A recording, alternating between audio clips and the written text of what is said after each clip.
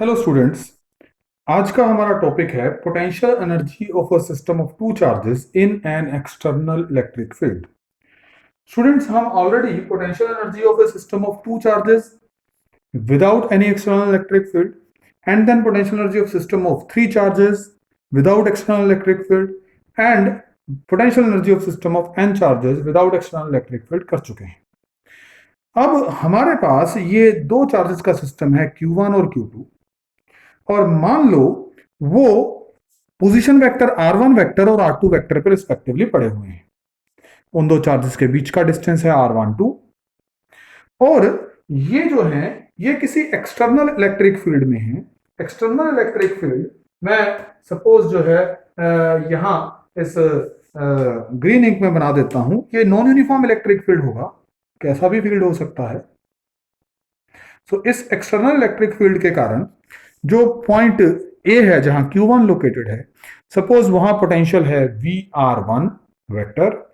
ये वेक्टर जो है पोटेंशियल पे नहीं है, ये जिस लोकेशन पे पोटेंशियल बता रहे हैं उस लोकेशन के ऊपर है। पोटेंशियल खुद से स्केलर क्वांटिटी है।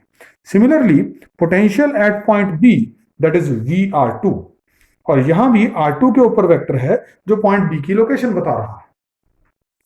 तो अगर मुझे potential energy of this entire system calculate करना है, तो बात वही है कि पहले मैं ये सारा सिस्टम यानी कि दोनों चार्जेस इंफिनिटी पे ट्रीट करूं और फिर एक एक करके उनको इंफिनिटी से लाना शुरू करूं। तो ये हमारी नोटेशंस हैं, हमने यहां तक लिख रखी हैं।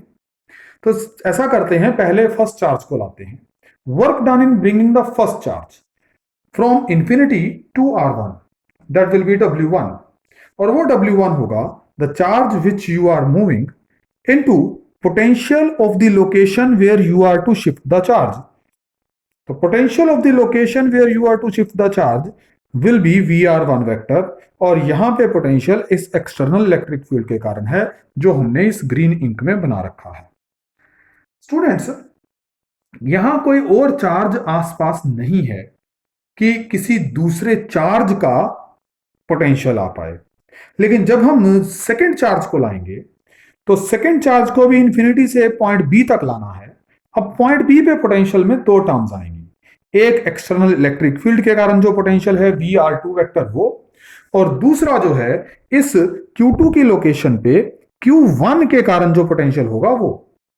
तो इसलिए work done in bringing Q2 from infinity to R2 vector होएगा W2, that will be charge moved into potential at the location of B due to external electric field plus 1/4πε0 Q1 Q2 upon R12। ये जो term है ये है work done against external electric field, against external field.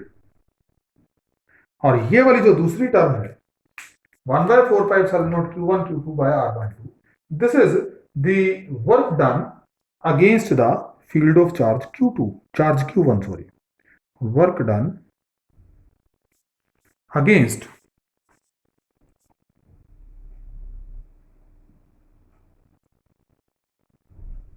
Field of Q1।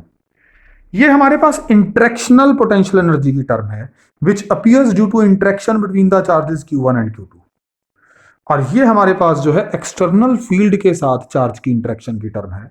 ये वाली term भी external field के साथ चार्ज की इंट्रैक्शन की टर्म है।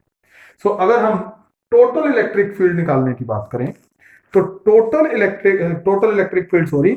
वर्क डन निकालने की बात करें तो हमें ये W1 और W2 को ऐड करना पड़ेगा, और वो टोटल वर्क ही हमारे पास जो है potential energy of the system of two charges हो जाएगी। So let us right that total work done, that will be equal to W1 plus W2. So total work done जो है that is equal to Q1 potential at the location of charge Q1 plus Q2 into potential at the location of charge Q2 plus 1/4πε0 Q1 Q2 by R12। और students, ये जो total work है हमारे पास ये